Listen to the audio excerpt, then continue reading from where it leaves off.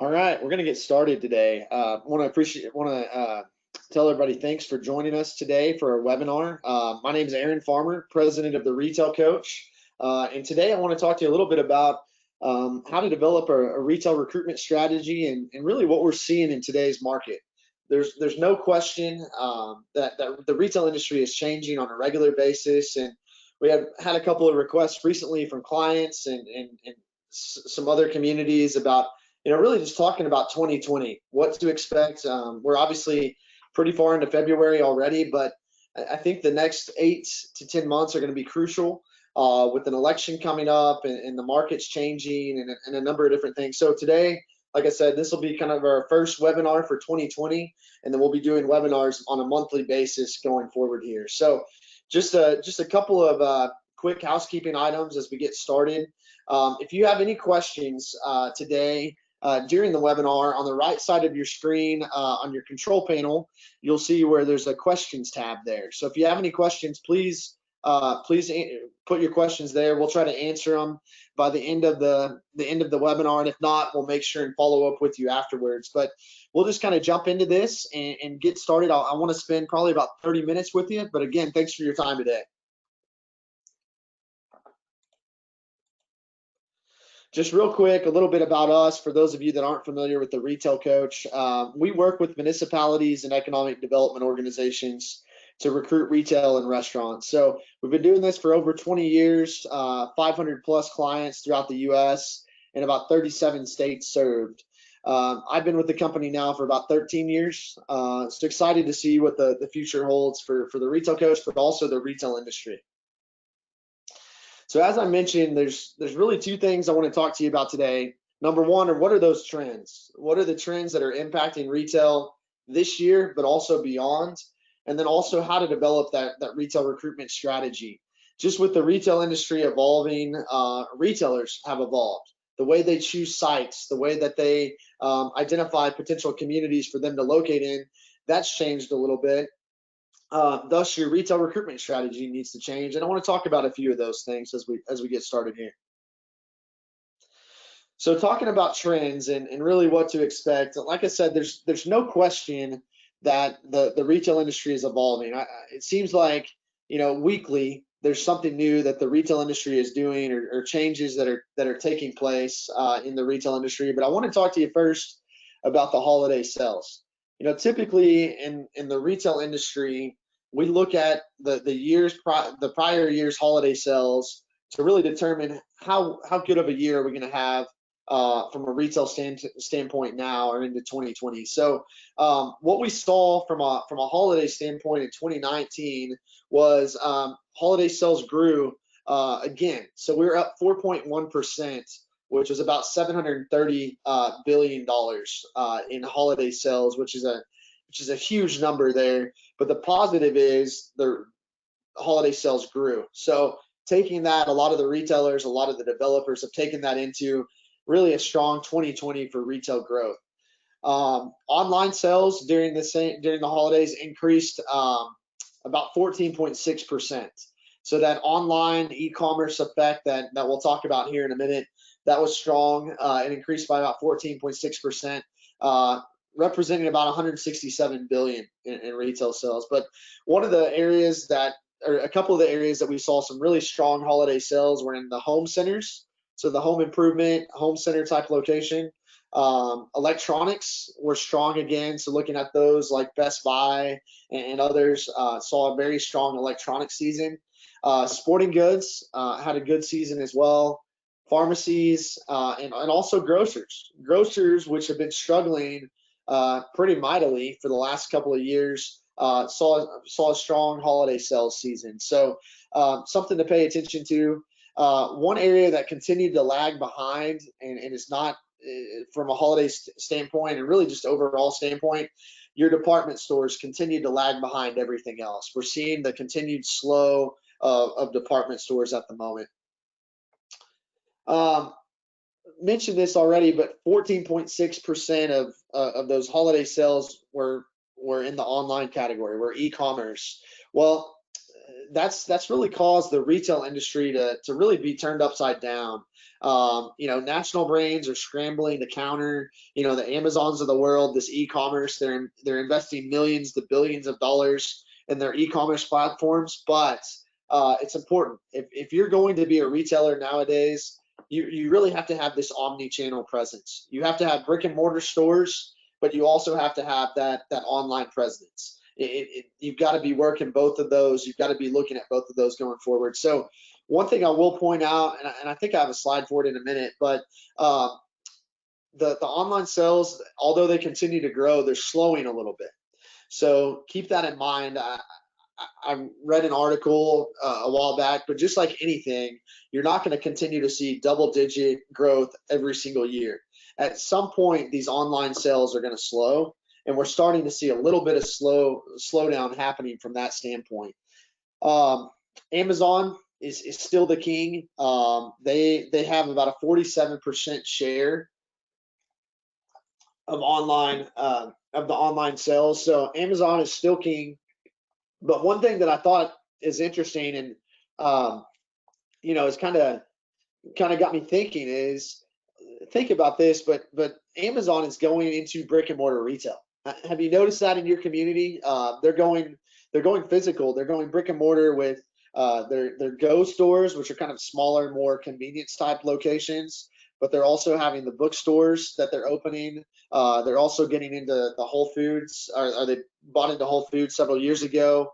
And then also they're opening a newer grocery store that's starting in California. So to me, that's a great sign that this retail apocalypse that we've heard about, where it's online retail only, is not the case. We're still seeing even these online retailers get into the brick and mortar business. So this fake mantra that retail, brick and mortar retail is going away is false. We're actually seeing retail development happen here, and even some of your biggest e-commerce players are doing that as well.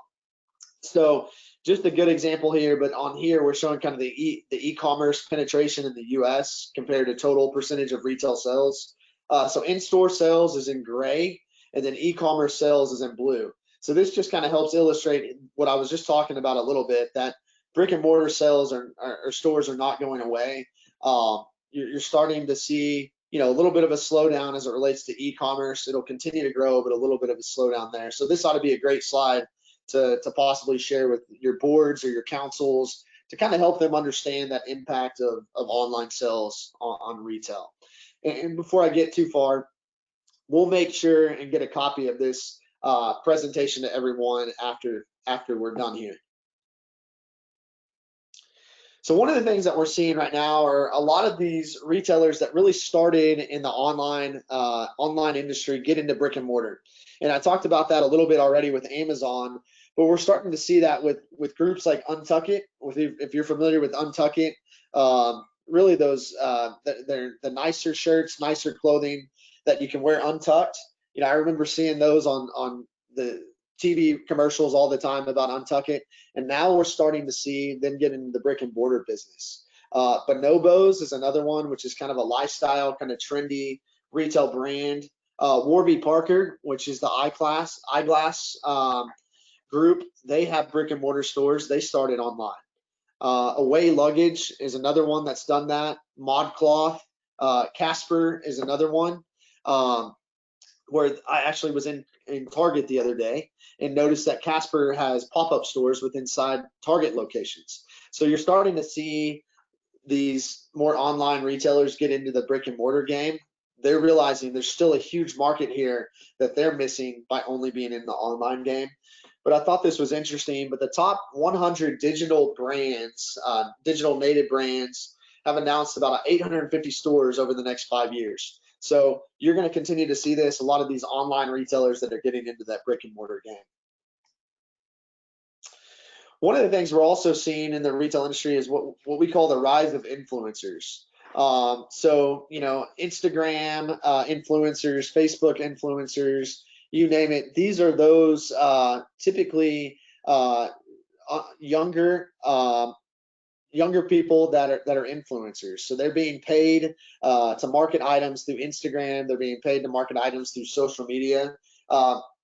But what we've seen is social media has really emerged as a third buying channel. So you've got the in-store buying channel, you've got the online buying channel, but now we've got social media. Excuse me, where you've actually seen you can buy directly online. So if you have you noticed on Facebook, there's a button to buy something.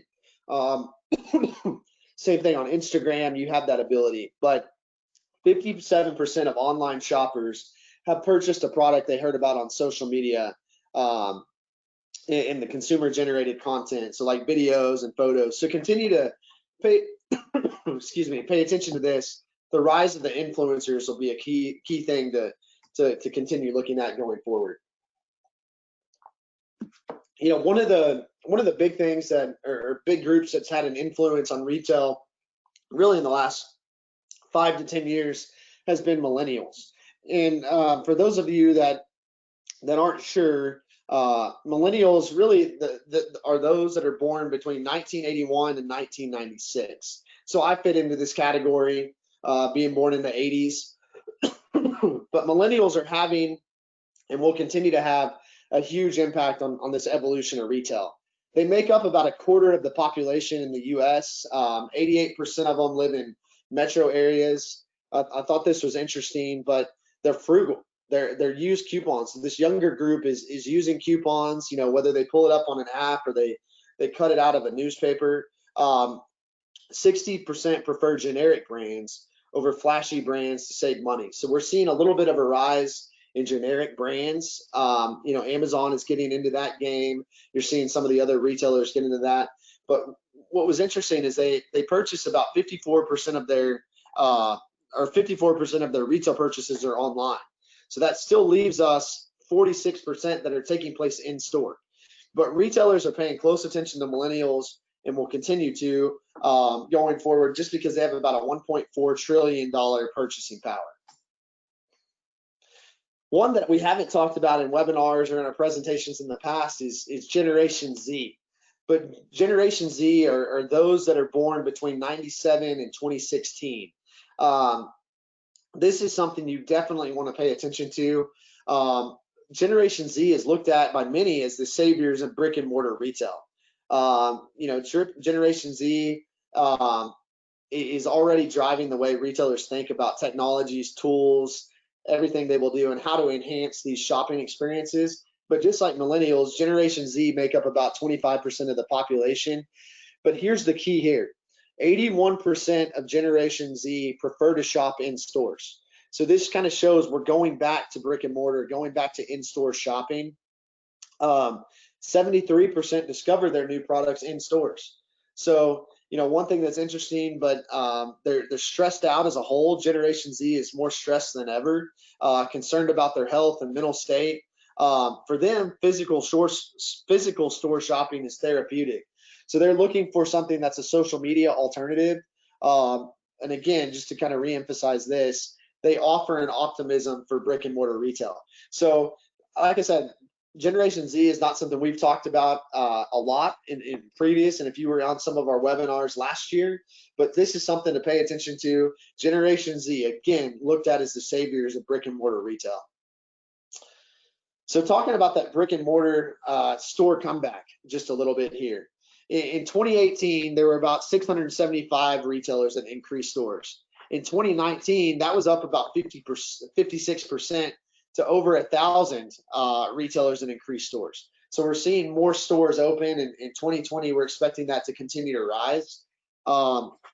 We really think chain stores peaked in 2020. Chain store closings peaked in 2018. So that's good news there. We saw about a 66% drop in chain store closings in 2019.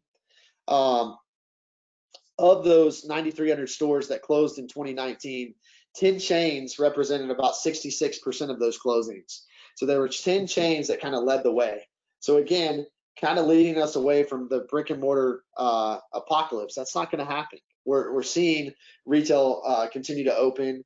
2,965 more openings than closings this last year is what we saw.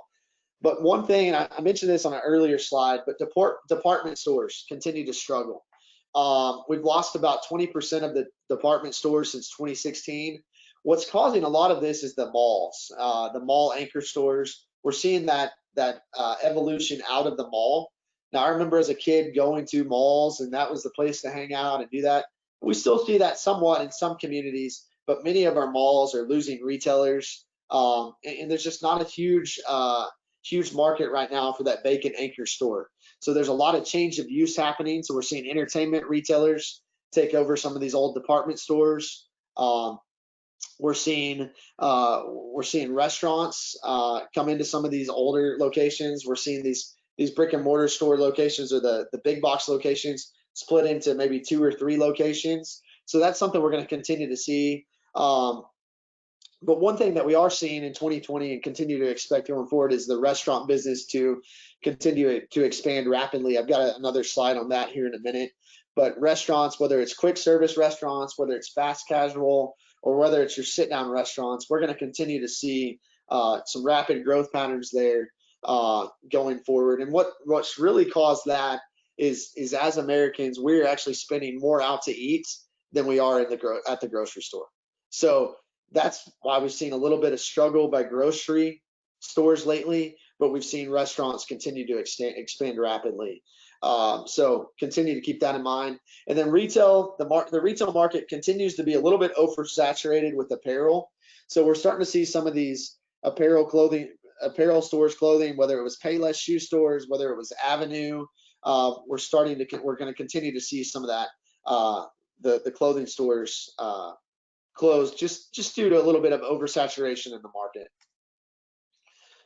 So I thought this was interesting. I'm not going to go through this with you, but this is just a net store open versus closed graph here.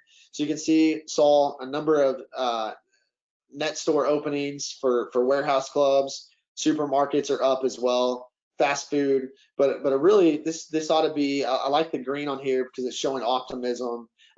Looks good for what we're going to see going forward here. The only one or some of the ones that at the bottom here, department stores, you're seeing more closings than you are openings, as we mentioned there. Same thing here with restaurants, 64% net restaurant gain versus loss. So restaurants are going to continue to grow rapidly, whether it's fast food or the bar restaurant, kind of sit down restaurant type. We're going to continue to see that. So last couple of slides to talk about trends, and then I want to jump in real quick and talk about strategy. Retailers are searching for a little bit different kind of avenues for their stores. They're looking for maybe smaller locations. That's one thing that we've seen recently with some of the big box stores and some of the larger retailers, is based on the online sales and the rise of that, they're shrinking the size of their stores. So a good example would be Target. You probably have heard about this in the news or on the media, but Target is seeking neighborhood locations with 6 income figures. Thought it was interesting, but 23% of Target shoppers earn over $100,000 annually. They're doing a little bit smaller store concepts, about 30,000 square feet is what we're seeing mostly, but they're seeking urban areas. They're seeking densely populated suburbs, and they're looking for locations near college campuses. So if you're a rural, maybe semi-rural community, or even a suburban community, Target might not need to be top on your list, but if you're a college community, you're an urban market, that's something you might want to pay attention to. We're also seeing a number of these retail stores transition to destinations. So they're looking to create that experience. Patagonia is a good example. They host in-store workshops. They do these free yoga classes. They do workshops for their clients or their customers. But we're also seeing some other ones get into this game as well. So a good example would be IKEA. And it started out as a prank, but they started hosting in-store sleepovers, trying to take that experiential retail to a new level. Like I said, it started out as a prank, but it resulted in a slumber party to promote healthy sleeping habits. And what we're seeing now is sleep specialists leading workshops. We're seeing product demonstrations. We're seeing guided meditation sessions. We're seeing karaoke, ghost stories, movies, midnight snacks. So basically, these brick and mortar retailers are getting very, they're coming up with some unique ideas to get people interested in coming into their stores. They know they might not buy something that day, but they might see something while they're at that sleepover, and they might come back the next week to get it. So being very, very, conscientious of creating an experience is something that we're seeing these retailers do. Some other inventive ideas they're coming up with to increase consumer traffic. Each of the brick and mortar stores is unique with its style, experiences. Fast casual food offerings. We're seeing retailers that will actually bring a restaurant into their store, so they'll have fast casual restaurants inside their stores. I thought it was something I thought about, but Walmart was one of the first to do that. It seems like there was a McDonald's or a Burger King within just about every Walmart, or maybe it was a Subway. And then, we're starting to see that more. I live in Austin, Texas, and there's a furniture retailer here, a large furniture retailer called Living Spaces. And they brought in actually a casual Bex Prime, casual sit-down restaurant that's part of their store. So very interesting kind of what we're seeing there, but they're also creating really kind of some hangout spaces for social connecting.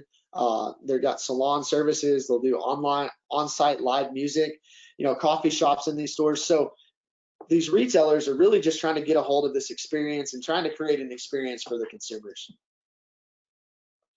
Just one last one I'll share with you, and we'll transition to the aggressive retail strategy. But another good example would be Core Cycle and Outdoor. They've got outdoor apparel and gear. They've got a rock climbing gym. They've got a regional cycling headquarters, but then they also have climbing gear, fly fishing gear, camping gear, water sports gear.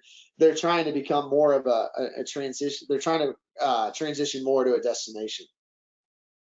So, I mean, that's what we're really seeing right now in the retail industry, and don't expect much of that to change. Expect to continue to see what we talked about here. Continue to see, restaurants and retailers drive the way. Continuing to see experiential retail drive the way. But as I mentioned, brick and mortar retail is not going away. This is something you need to continue to focus on, and really leads us into this slide. You have got to have a retail recruitment strategy, and an aggressive one at that. You're competing with communities all around you. And site selectors are more selective now. They're being even more selective than they have in the past, because they want to know if they're going to open a store in your community, it has to be a sure thing. So just looking at this, what we're seeing is national retailers that are looking to boost their online sales, but they're also reducing the store sizes and limiting new store growth. However, they're opening stores, but what they're looking for is the right site. So you hear about in the retail industry, you hear about all the time, location, location, location. And that's absolutely something to pay attention to, and very important in the retail industry. They're looking for the right site, but they're also looking for the right market. What makes your market better than your competing market? They're looking for the right shopper. All of these retailers have certain customers they look for. They're looking for that customer profile, and they want to make sure your community has it. They're looking for the right level of competition. They don't want to come into a market that is monopolized by some of their competitors. It's okay to have competition in the market, but they don't want it to be an oversaturated market. They're also looking at store spacing. They're also looking for the right distance from existing stores. So store spacing is key. If there's a Target 3 miles down the road in your competing community, chances are Target's not going to look at your community. Is there an Outback Steakhouse, in the neighboring community? Maybe not. They're probably not going to look at your community. But what about Texas Roadhouse? Is there an opportunity for Texas Roadhouse? That's something to absolutely pay attention to. They're looking for the right traffic counts. They're looking for the right visibility. Visibility is key depending on the retailer. They're looking for the right access. Is it easy in? Is it easy out for the site to get into the site? They're looking for good signage or the right signage, and then they're also looking for the right price. The land has to be the right price for it to make sense. But really what we've done here is we've broken retail success into 4 different categories. Number 1, data. You've got to have the right data, and we're going to talk a little bit about data here in a second. It's the retail trade area, it's the demographics, the gap analysis. You have to have the data that those prospects want to see. Number 2, you've got to have real estate, and you've got to have the sites they want to see. You've got to have that database of sites ready to go. Again, you're competing on a regular basis with those communities right around you, but others within your state. So make sure you have sites ready to go. If a retailer walks into your door tomorrow or walks in your office tomorrow, make sure you've got sites to share with them that day. You've got to focus on recruitment. If you're going to have retail success in your community, you have to be aggressive. So you have to reach out to these prospects. That's what we do for our clients, and that's why our clients have success. Is you've got to be in front of them. You've got to go to these trade shows. You've got to email these prospects. You've got to meet with them. You've got to be aggressive from that standpoint. And then also you've got to continue to focus on your local retail. I'm a big believer that if you're going to have a strong retail community, you have got to have a healthy mix of local, regional, and national retailers and restaurants. So from your recruitment, your strategy standpoint, make sure you're not just going after national retailers. Make sure you're going after regional ones. Make sure you're going after local as well. But these are the 4 keys in what we've found in being successful in recruiting retail. I won't spend a whole lot of time on this, but probably one of the most important slides in this presentation. You have got to know what your retail trade area is. As retailers, as developers, we no longer care too much about the city limits population or what the size of your community is. Are you a village population of 10,000? Well, we want to know what is your trade area size. So make sure you update this accurate. You update your retail trade area on a regular basis and make sure it's accurate. That's going to be the key. That's the foundation for any retail recruitment plan. I've got just an example up here, but McKinney, Texas. McKinney's a great example. McKinney has a large draw. They have a large retail trade area. Notice it's not a concentric circle. Notice it's not a drive time. This is a polygon that our team created for McKinney that obviously extends further to the north than it does to the south and maybe a little bit more to the east and the west. This is what retailers want to know. They have to see factual data to know that they're going to be successful. Forget about radials, forget about drive times going forward. You've got to have factual data to back up your retail trade area. One way to do that, and the way we recommend doing that, is using cellular data. So using cellular mobile location data. It's kind of scary to think about, but if you're if you exist today, you probably have at least one cell phone. Many of us might have 2 cell phones, maybe a work phone and a personal phone. Well, whether we like it or not, we're being tracked by retailers. We're being tracked by developers, by companies like ours. Here's a good example here. What this cell phone studies will do, or what these mobile studies will do, is they'll tell us where consumers are coming from. So this is one of our clients in the Seattle area. And what you can see on the screen here is what we call a heat map. But the higher concentration of red on this map shows us where the highest concentration of consumers are coming from. So you can almost see that retail trade area on this map based on where the reds and the yellows in this map are. So it gives you factual data to know what does your trade area look like, but it proves up to these retailers and these developers that you have the trade area you're showing to them. It's factual data. So if you haven't gone into or you haven't run mobile data to find out what your trade area is, get with me after this webinar, and I'll talk you through this. I'll talk you through what that process looks like. I'll talk you through why it's important. But it shows us where your consumers are coming from, and it's just as the retail industry has evolved, the way that these site selectors are making decisions have evolved. And this is something, whether you're a town of 2,000 or a town of 200,000, you have got to have cell phone analysis trade areas. It's key going forward here.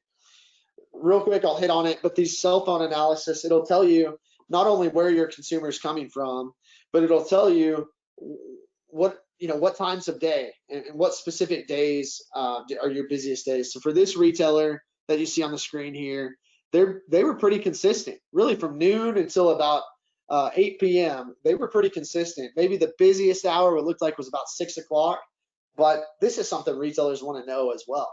If you're working with a breakfast and lunch restaurant that's looking to locate there, being able to show them, the volumes of customers in your community during certain times, that's going to be key. A lot of retailers know or a lot of restaurants know they can do well during the evening hours, but they struggle during the daytime hours. So being able to show them information like this, being able to show, like on the bottom of the screen here, being able to show how long consumers stayed in a community based off of that cell phone analysis, these are all things retailers will pay attention to. Just like we talked about the trade area, it's very important not just to know the boundaries of your trade area, but you've got to know what does that mean? What are the demographics of your trade area? If you don't have 2020 demographics yet, they're out, and I can help you get those. But if you're talking to a retailer, you want to go to them with the most up-to-date data. So demographics, psychographics, all of those things that a prospect would be looking for, but retailers must have it. They take this to their real estate committees. They take this to deciding where to locate a store, but make sure you have 2020 data. I see it many times, but communities that'll have census data on their websites or 2017 data. Make sure your demographics are up to date. And like I said, I'm going to emphasize it one more time. Sell your community as a retail trade area population and not the community population. What that does is that opens you up to more opportunities. Continue to pay attention to leakage. How much money is leaking or leaving your community on a daily basis and also a yearly basis. Most of us that are on this webinar here have some sort of retail leakage. So that's people that are leaving our community and are spending their money outside of the community. Very important to know this. You want to share this with retailers. Our gap analysis looks at about 75 different sectors. So everything from sporting goods to restaurants, you name it, there's a category you fit into. But if you're looking to recruit at Dick's Sporting Goods, or maybe it's an Academy Sports, you want to go to Academy or Dick's and be able to share with them, hey, we have $6 million that leaks or leaves our community on a yearly basis. And that'll help get retailers interested in your market and get them the data they want to see. I stressed this in the beginning, but the first question any retailer or any developer is going to ask you is, hey, we like the community, but what sites are available? So I want to emphasize to you, make sure you have a database of available sites. And when we say sites, that could be, it could be greenfield sites that are for sale. It could be space within a shopping center, space within a mixed use development that's available for lease. It could be new development opportunities. But also I want to emphasize that you need to look at redevelopment opportunities. Many of the communities on this webinar today have some redevelopment opportunities where you might have a property that's not serving its highest and best use. Maybe a rundown gas station, maybe, a donut shop that's in a really good location that they don't keep up their location. Well, look at that as a redevelopment opportunity. So as you go back to your offices, as you go back, make sure you've got a database of sites available. Very important that you have that. Again, you want to be able to share sites for specific retailers. If it's Chili's and we know they're looking for 1.5 acres, well, you want to go back to Chili's with 5.5 acres sites that fit, or maybe it's 3, whatever fits in your market. That is key. Really all of these retailers and restaurants, they have what we call a customer profile. And they look for certain traffic counts. They look for certain trade area populations. They look for certain incomes. It's interesting, though. They all look for something different. So as you're looking at prospects for your community, I'll be happy to help you with this, but make sure you're targeting retailers and restaurants that fit. I see a lot of times these communities, very small communities with not a large trade area, that they'll have some of these really urban, kind of suburban retailers on their market or on their recruitment list. And you're not only wasting your time, but you're wasting the time of a retailer or a restaurant. And who's to say 5 years down the road that retailer or restaurant might not be a fit. So make sure you're taking a kind of a rifle, kind of very targeted approach versus a shotgun approach. Make sure you're being very precise on who goes onto those lists. You've got to know things like, what do they look for in a site? Dunkin' Donuts, for example, they prefer freestanding or end caps. They've got to be on the AM or the breakfast side of the road. So those that are going into the office. So pay attention to those sort of things, because it's much more than just, hey, we'd love to have you, retailer, come to our community. They want to know, and they've got to know all of this information about your community. I want to emphasize to you the importance of managing expectations. I think this is key, whether you're a city manager or an economic development manager or executive director of your EDC. Manage the expectations of your board or your council.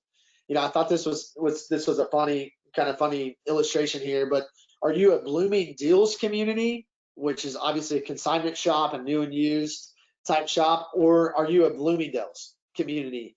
And I think the key here is managing expectations. I speak to hundreds of boards and councils on a yearly basis, and this is the one thing that I really emphasize to them is manage your expectations. Kind of goes back to that slide where I talked about going after prospects that fit your community. Make sure they're fits.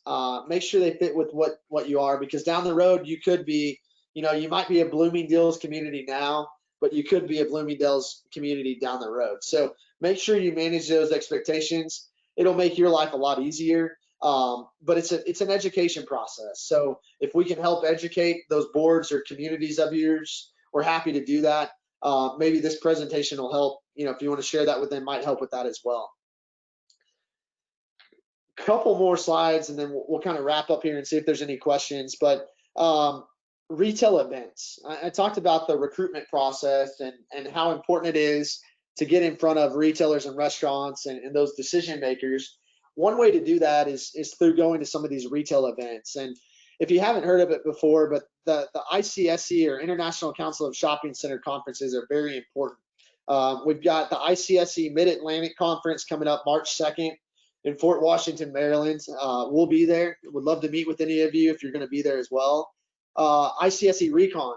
It's hard to think it's this close, but ICSC Recon, which is the largest retail real estate convention in the world, takes place May 17th through 19th. What I like about ICSC is it was really created as a place to make retail deals happen. So it was a place for cities and economic development organizations to get together with retailers, to get together with developers, to get together with these prospects and kind of make deals. I highly want to emphasize that I think it's important for you, whether you're a town of 2,000 or, again, a town of 200,000, it is very important that you attend these conferences. There's regional conferences, like, for example, the Fort Washington, Maryland conference would not make sense for a community in Texas to attend, but it would make sense for somebody in Maryland or up in Virginia or some of these areas around there to attend. That would be something you'd want to pay attention to. But the ICSC Recon Conference in Las Vegas, that's open to everyone. That's all states. I mean, retailers and developers from all over will be there. Even some retailers and developers that are from outside of the U.S. that are getting into this market are going to be there. So I'd emphasize that you look at that. And then Retail Live is another conference or another organization that I'm a fan of. They just had an event in Arizona last week that we were at. They've got the Southeast Conference coming up in Orlando in April. And then they've got the South Central Conference, which is happening in Austin, Texas on September 3rd. Retail Live is very similar to ICSC. I like it a little bit better. It's a shorter event. Each of these Retail Live events are only half a day. So you can fly in that morning and fly out that evening and still have a very accomplished day and talking to retailers, talking to restaurants. Retailers will have booths set up there, and you can get some real answers at these conferences. Now, I just want to mention here, the key to these conferences is not going and just attending and hoping to get lucky and meet with a retailer. If you're going to have success at these conferences, you have got to set up meetings ahead of time. We help our clients with that. We've already started with that. So make sure you're going into this, you're taking an you have an aggressive strategy, and that you're being smart about it. You're not just showing up. You're setting up meetings ahead of time. You're locating where these retailers' booths are, and you have that strategy ready to go. And then I want to end here on just again what I said earlier about how important I think it is to have a healthy mix of local, regional, and national retail in your community. Local retailers need a lot of support, especially if they're going to compete with national brands and e-commerce. Make sure you're working with your local businesses. Make sure you have a local business strategy in place. Education is a big key in that. We do a lot of workshops for local businesses, kind of educating them on some of the data, trade area data, demographics, leakage. That can go a long way with your local businesses. Make sure they've got the data. Make sure they've got that cell phone analysis so they're marketing in the right areas. Make sure they're open during the right hours. A lot of times we'll see when we go to communities, some of these local businesses might be in the downtown area, and they're only open from 10 to 4. Well, like that data I showed earlier, where 12 to 8 was kind of the biggest, were the busiest hours for that retailer we looked at there. A lot of times that's typical, especially for local businesses, that if you're only open from 10 to 4, I like to say you're catering to the unemployed, because I know I'm working from 8 to 5. It's hard for me to make it there. Maybe I can go on my lunchtime, but maybe not. So make sure your local businesses are paying attention to the hours that you see your retail sales happening. Make sure they're open. Make sure they are, they've got social media presence. Make sure they're marketing. Make sure they have a website. But number one, make sure they're willing to listen. So keep that in mind, just kind of as you go forward there. A lot of the data, a lot of the strategies that we've talked about here are not just for national and not just for regional retailers. Those can be carried over to your local businesses. So continue to focus on that. So I want to open it up here for some questions real quick. We've had 1 or 2 questions come in already, but if you have a question, feel free to ask it in that control panel under questions. One question I just got was, is it too late to sign up for ICSE Recon and to develop a strategy for ICSE Recon? So the answer is no, it's not too late. Typically, you do want to start, really focusing on ICSE Recon in March. So March really is next week. So make sure if you are going to start focusing on ICSE, you start immediately. My cell phone number and my email are on the screen right now. If you don't know where to start when it comes to ICSE or how to develop a strategy, give me a call. I'll spend 30 minutes to an hour with you, just kind of walking through what I think you need to be doing and what ICSE is all about. So kind of pay attention to that. Had another question come across. Are 2020 demographics available already? I think I hit on that, but yes, they are available and ready. So if you need 2020 demographics, reach out to us. Let's see, we'll give it another minute here. Any other questions?